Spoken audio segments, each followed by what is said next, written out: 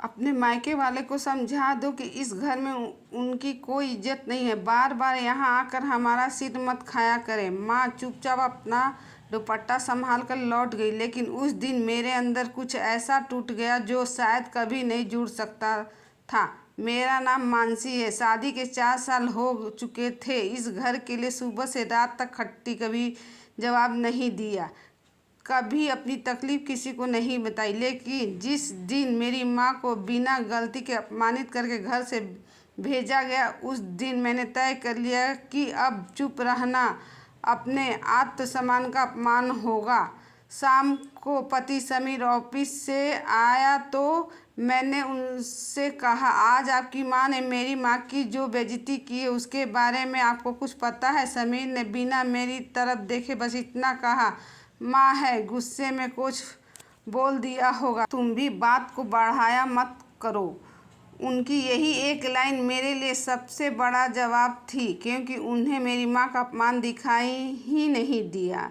मैंने उस रात खाना बनाया, सबको खिलाया, बर्तन भी धोए, लेकिन किसी से एक शब्द नहीं बोली। सबको लगा 2 दिन में मैं फिर पहले जैसी हो जाऊंगी। अगले कई दिनों तक घर का माहौल ऐसा ही चलता रहा। सास हर छोटी बात पर ताना मारती, मायके वालों की आदतें यहाँ मत लाना, हमारे घर के नियम अलग हैं। ननद मोनिका भी हर बात में उनकी हाँ में हाँ मिला।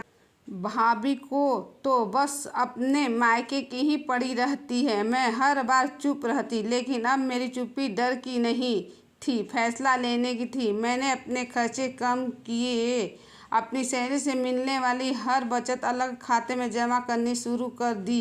किसी को भनक तक नहीं लगी कि मैं क्या सोच रही हूँ। करीब 8 महीने बाद मेरी बचत इतनी हो चुकी थी कि बैंक से लोन लेकर एक छोटा सा फ्लैट बुक कराया जा सकता था। सारे कागज मैंने खुद संभाले।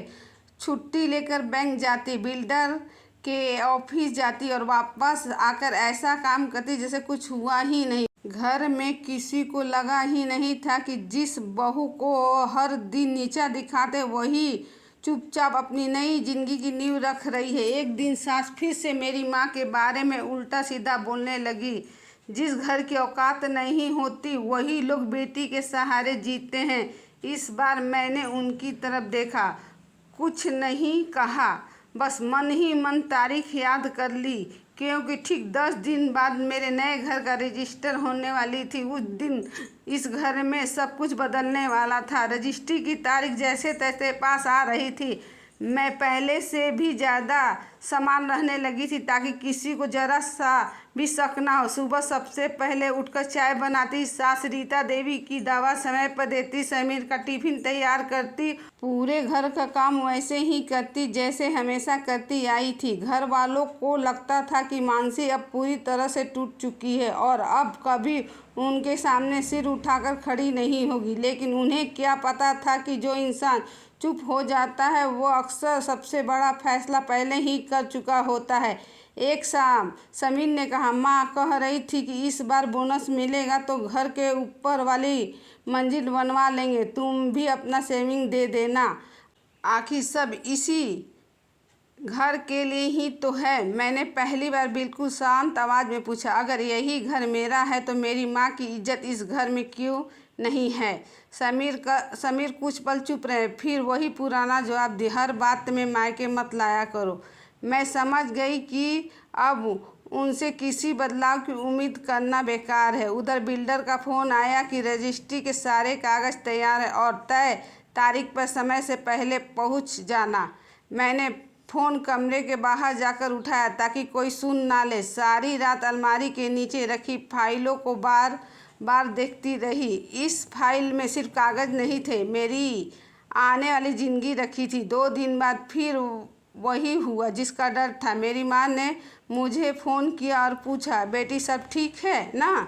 तभी सास ने मेरी बात सुन ली और ऊंची आवाज़ में बोली, रोज़ रोज़ अपनी माँ से शिकायत करती रहती होगी, तभी तो उन्हें इतनी चिंता लगी रहती है। मैंने फ़ोन काट दिया, लेकिन इस बार आंखों में आंसू नहीं आए। अब दर्द की जगह एक अजीब सा सुकून था, क्योंकि मुझे पता था कि अब यह सब ज़्यादा दिन नहीं चलेगा। रजिस्ट्री से एक दिन पहले रात के खाने पर रीता देवी बोली, कल सब लोग घर पे ही रहना, रिश्तेदार आने वाले हैं। मैंने बिना उनकी तरफ देखे कहा, कल मैं घर पे नहीं रहूँगी, मेरा एक ज़रूरी काम है। सास तुरंत भड़क गई, इस घर से ज़्यादा ज़रूरी क्या काम है? मैंने सिर्फ इतना कहा, कल पता चल जाएगा। मेरे इस जवाब के बाद पूरे घर में सन्नाटा छा गया। किसी को समझ नहीं आया कि हमेशा चुप रहने वाली मानसी अचानक इतनी ठंडी और मजबूत आवाज़ में क्यों बात कर रही है। उन्हें बिल्कुल अंदाज़ा नहीं था कि अगली सुबह मैं जिस जगह जाने वाली हूँ वहाँ से लौटने के बाद इस घर का रिश्ता सिर्फ दीवारों तक सीमित रह जाएगा। अगली सुबह मैं हमेशा की तरह जल्दी उठी, सबके लिए नाश्ता बनाया, चाय रखी और बिना किसी हड़बड़ी के तैयार होने लगी। सास रीता देवी मुझे गौर से देख रही थी। उन्होंने पूछा, कहाँ जाने के लिए इतना सज धज रही हो? मैंने शांत आवाज़ में कहा, ज़रूरी काम है, दोपहर तक लौट आऊँगी। उन्होंने फिर से ताना मारा, लगता है मायके वालों ने बुलाया है। मैं बिना जवाब दिए घर से निकल गई, सीधे रजिस्ट्री ऑफिस पहुंची। बैंक के कागज पहले ही पूरे हो चुके थे। मैंने एक एक दस्तावेज ध्यान से पढ़ा, हस्ताक्षर किए और जब अधिकारी ने मुस्कुराकर कहा, बधाई हो, अब ये फ्लैट आपके नाम हो गया है, तो पहली बार मुझे लगा कि मैंने सिर्फ एक घर नहीं खरीदा बल्कि अपना आत्मसम्मान वापस लिया है। बाहर निकलते ही मैंने सबसे पहले अपनी माँ को फ़ोन किया। उनकी आवाज़ सुनते ही मैंने कहा, माँ, अब किसी के सामने सिर झुकाने की जरूरत नहीं पड़ेगी। दोपहर में मैं सीधे उसी फ्लैट में गई। छोटा सा 2 कमरे का घर था, लेकिन वहाँ किसी के ताने नहीं थे, किसी की ऊंची आवाज़ नहीं थी, किसी की बेइज्जती नहीं थी।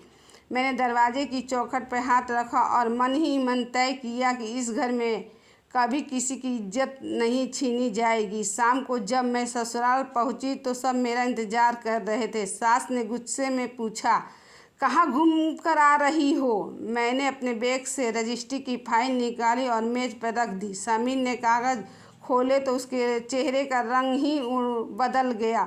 उन्होंने घबराकर पूछा, ये क्या है? मैंने बिल्कुल सीधी नज़र से कहा, आज मैंने अपने नाम का घर खरीद लिया है। कुछ पल के लिए पूरे कमरे में ऐसी खामोशी छा गई जैसे किसी ने सबकी आवाज़ ही छीन ली हो। ननद मोनिका सबसे पहले बोली, भाभी, आपने हमसे छिपाकर इतना बड़ा काम कैसे कर लिया? सास ने तुरंत कहा, इस घर में रहते हुए दूसरा घर खरीद लिया, इसका मतलब क्या है? मैंने पहली बार बिना डरे उनकी आंखों में देखकर कहा, जिस दिन आपने मेरी माँ को इस घर से अपमानित करके भेजा था, उसी दिन मैंने तय कर लिया था कि जहाँ मेरी माँ की इज्जत नहीं होगी वहाँ मेरा भविष्य भी नहीं होगा। आज मैंने सिर्फ एक मकान नहीं खरीदा है, अपने लिए सम्मान के लिए एक दरवाज़ा खोल लिया है। समीर के हाथों से रजिस्ट्री की फाइल धीरे धीरे नीचे सरक गई। अब उन्हें पहली बार समझ आने लगा था कि मानसी की महीनों की चुप्पी हार नहीं बल्कि एक बहुत बड़ा फैसला थी। समीर ने कांपती आवाज़ में कहा, मानसी, अगर तुम्हें इतना ही बुरा लग रहा था तो एक बार मुझसे खुलकर बात कर लेती। मैंने उनकी तरफ देखा और शांत स्वर में कहा, मैंने एक बार नहीं कई बार बात की थी। हर बार आपने यही कहा था कि माँ है, गुस्से में बोल देती हैं। जिस इंसान को अपनी पत्नी की बात सुनाई ही ना दे, उसके सामने बार बार बोलने का क्या फ़ायदा? रीता देवी पहली बार थोड़ी नरम पड़ी। उन्होंने कहा, हमसे गलती हो गई, लेकिन इतनी सी बात पर घर छोड़ दोगी? मैंने बिना आवाज़ से ऊंची किए जवाब दिया, गलती एक बार होती है, लेकिन किसी की इज्जत रोज़ रोज़ तोड़ी जाए तो उसे गलती नहीं, आदत कहते हैं। मेरी माँ जब भी इस घर में आई उन्हें कभी सम्मान नहीं मिला। मैं हर बार चुप रही क्योंकि मैं घर बचाना चाहती थी, लेकिन सिर्फ दीवारें से नहीं, सामान से चलता है। ननद मोनिका भी चुप सिर झुकाकर वहीं खड़ी रही। उसे शायद पहली बार एहसास हुआ कि हर बार माँ का साथ देकर उसने भी एक रिश्ते को कमज़ोर किया था। ससुर ने धीमी आवाज़ में कहा, बहू, हम सब ने तुम्हें समझने में बहुत देर कर दी। मैंने रजिस्ट्री की फाइल उठाई और कहा, मैं किसी से बदला लेने नहीं जा रही हूँ, मैं बस वहाँ रहूँगी जहाँ मेरी माँ का स्वागत होगा, अपमान नहीं। अगर कभी आपको सच में अपनी गलती का एहसास हो जाए तो इंसान बनकर मिलिएगा, मालिक बनकर नहीं। इतना कहकर मैं अपना छोटा सा बैग उठाकर बाहर निकल गई। इस बार किसी ने मुझे रोकने की कोशिश नहीं की, क्योंकि सब समझ चुके थे कि सम्मान खोने के बाद रिश्ते सिर्फ नाम के रह जाते हैं। कुछ दिनों बाद मोहल्ले में खबर फैल गई कि मानसी अलग रहने लगी है। लोगों ने तरह तरह की बातें बनाई, लेकिन धीरे धीरे सबको सच्चाई भी पता चल गई। जो लोग पहले मुझे गलत कहते थे वही अब कहते हैं कि जिस बहू ने 4 साल तक सब कुछ सहा और फिर भी किसी का अपमान किए बिना अपना रास्ता चुना, उसने गलत नहीं किया। करीब 6 महीने बाद समीर अकेले मेरे घर आए। उन्होंने दरवाजे पे खड़े होकर सिर्फ एक बात कही, अब समझ में आया कि पत्नी का साथ देना और माँ की हर बात मान लेना दोनों एक जैसी बातें नहीं होती। मैंने उन्हें अंदर बैठने के लिए कहा, पानी दिया, लेकिन अपना फैसला नहीं बदला। मैंने साफ कहा, रिश्ते दोबारा तभी बनते हैं जब भरोसा भी दोबारा बन जाए, और भरोसा शब्दों से नहीं व्यवहार से लौटता है। बस हर किसी को अपने किए का आईना दिख गया। मैंने किसी को सज़ा नहीं दी, सिर्फ अपने आत्मसम्मान के साथ जीने का रास्ता चुन लिया, और यही फैसला मेरी सबसे बड़ी जीत बन गया। रिश्ते सिर्फ एक ही छत के नीचे रहने से नहीं, बल्कि एक दूसरे के आत्मसम्मान की रक्षा करने से टिकते हैं। सहना कमजोरी नहीं होती, लेकिन जब पानी सिर से ऊपर चला जाए तो अपने सम्मान के लिए खड़ा होना सबसे बड़ी ताकत है।